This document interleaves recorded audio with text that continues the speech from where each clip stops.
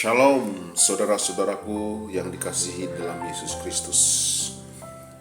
Kepada pelajar-pelajar Alkitab yang sedang belajar dan yang mau belajar, selamat pagi kepada kita semua.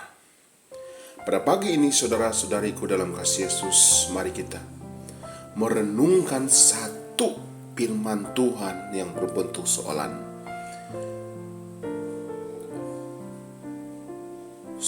yang penting yang menjadi asas kepada iman kita, yaitu bolehkah saya mempercayai Alkitab?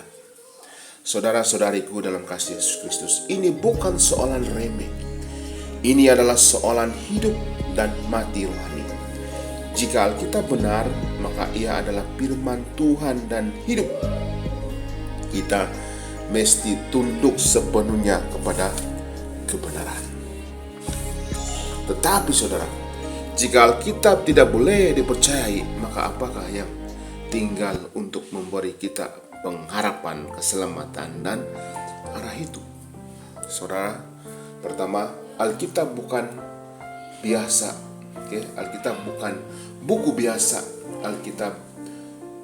Alkitab bukan buku sejarah biasa. Ia ditulis oleh lebih 40 penulis dari latar belakang yang berbeda. Ada gembala, ada raja, ada nelayan, ada dokter. Dan mereka menulis dalam jangka masa lebih 1500 tahun. Namun, ia menyampaikan satu message yang konsisten. Saudara-saudariku dalam kasih Yesus Kristus, kasih Tuhan kepada umat manusia dan rencana penyelamatan melalui Yesus Kristus.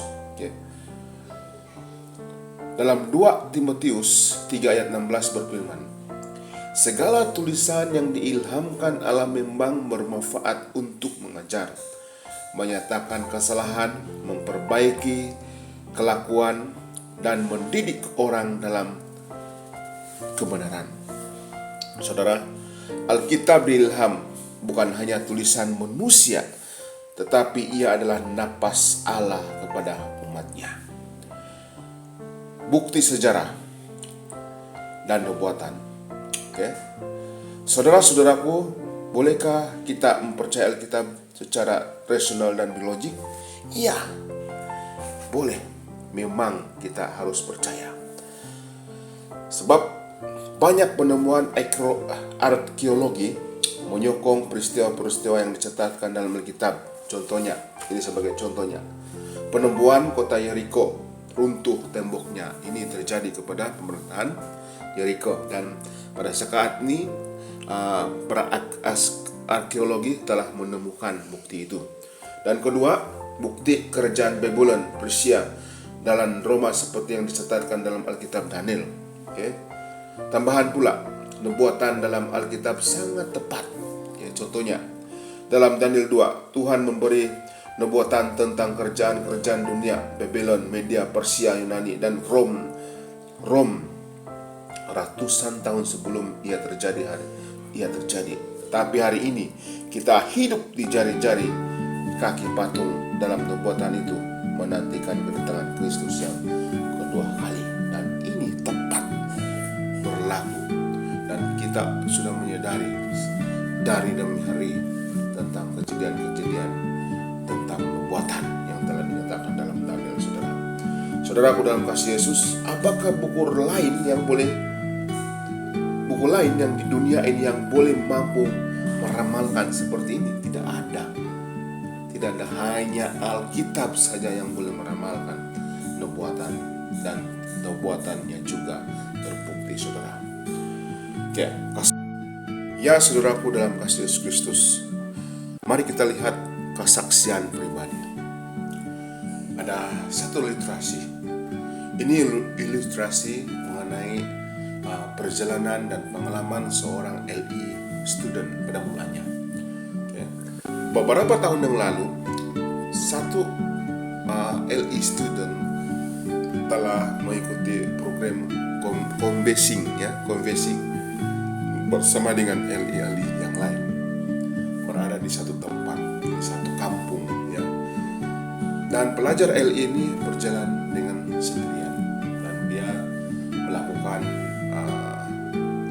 melakukan pekerjaan LI dengan mengetuk pintu rumah ke rumah satu persatu untuk memperkenalkan buku-buku kesehatan dan juga memperkenalkan buku-buku Tuhan.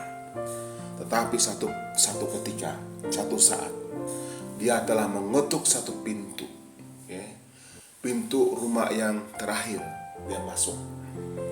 Dan apabila pintu itu dibuka, maka pistol telah ditunjukkan ke kepala RI pelajar ini, dan orang itu mengatakan masuk. Lalu pelajar LI itu masuk dengan mengikuti arahan tuan rumah yang mengajukan pistol itu. Dengan hati yang tenang, pelajar LI itu berdoa dalam hati, dan dia percaya bahwa Tuhan tidak pernah meninggalkan dia. Lalu orang yang mengajukan pistol itu kepada pelajar LI mengatakan, apa yang ada dalam bag kamu? Lalu pelajar LI itu mengeluarkan buku, dan dia mengatakan lagi, oke, buku yang lain kau ambil dan bawa balik, tetapi ada satu buku hampai di tempat meja saya, kata kepada orang yang mengajukan pistol itu. Yaitu buku yang dia minta itu adalah buku kecil yang bertajuk Langkah Menuju Yesus. Lalu pelajar LI itu keluar, dan dia bersyukur karena dia tidak diapa-apakan oleh orang itu. 10 tahun kemudian, pelajar LI itu sudah menjadi pendeta. Dan dia kembali ke tempat dia convincing waktu pelajar LI. Dan dengan tujuan dia pergi melihat rumah, dan melawat orang yang pernah mengajukan pistol di kepalanya. Tetapi apabila dia tiba di rumah itu, saudara, rumah itu tertutup. Dan dia pergi ke satu tempat, yaitu kedai runcit dekat pada rumah itu. Dan pada waktu 10 tahun yang lalu kedai runcit itu belum ada. Dan dia pergi ke sana dan dia berkata, di mana orang yang tinggal di rumah ini yang sedang tutup? Dia mengatakan, Tuan kedai runcit itu mengatakan dia sudah meninggal dunia beberapa minggu yang lalu. Lalu pelajar RI dan pada ketika itu sudah menjadi pastor terkejut, dan dia mengatakan kepada Tuan kedai runcit itu, apakah bagi kamu apakah yang karakter orang itu? Dia mengatakan, Tuan kedai runcit itu mengatakan, saya baru lagi di sini. Saya mengenali orang itu sangat baik. Orang itu sangat baik, dan dia selalu mengatakan tentang kasih Yesus, dan selalu menceritakan kami tentang kasih Yesus. Dan ada satu buku kecil yang dia selalu bawa, menasihati kami, memberi kami semangat, memberi kami kekuatan dalam Yesus.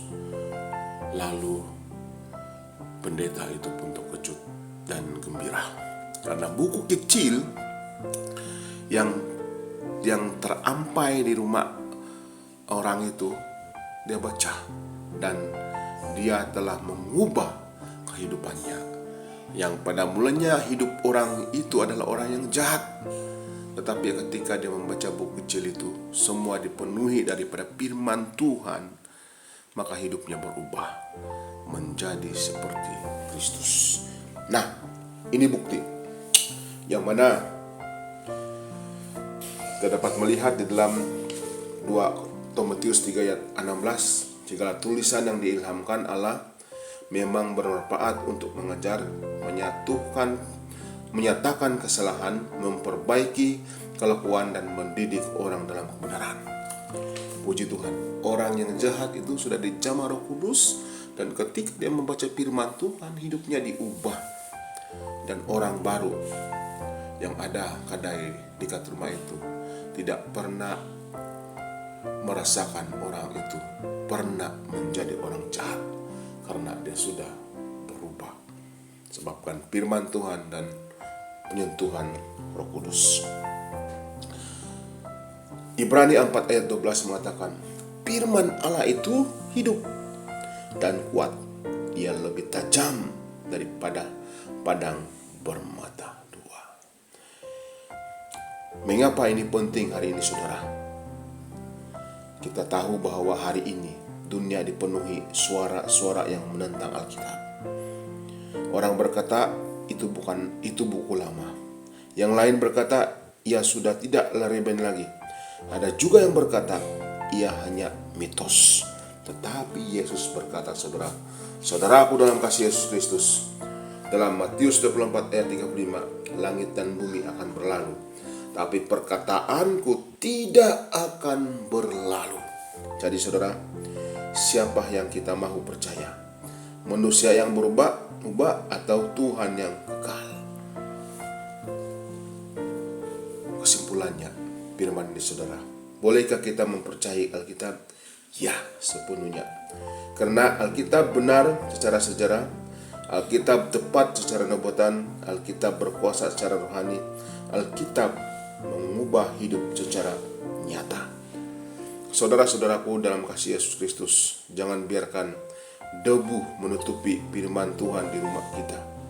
Bukalah, bacalah, hafalkanlah, percayalah, dan amalkanlah. Oke, terima kasih pendengaran kita tentang firman ini. Mari kita berdoa. Tuhan, kami bersyukur karena Engkau tidak meninggalkan kami tanpa pendoan. Engkau memperbaiki firman-Mu. Engkau memperbaiki firman-Mu, Alkitab, sebagai cahaya dalam kegelapan dunia ini.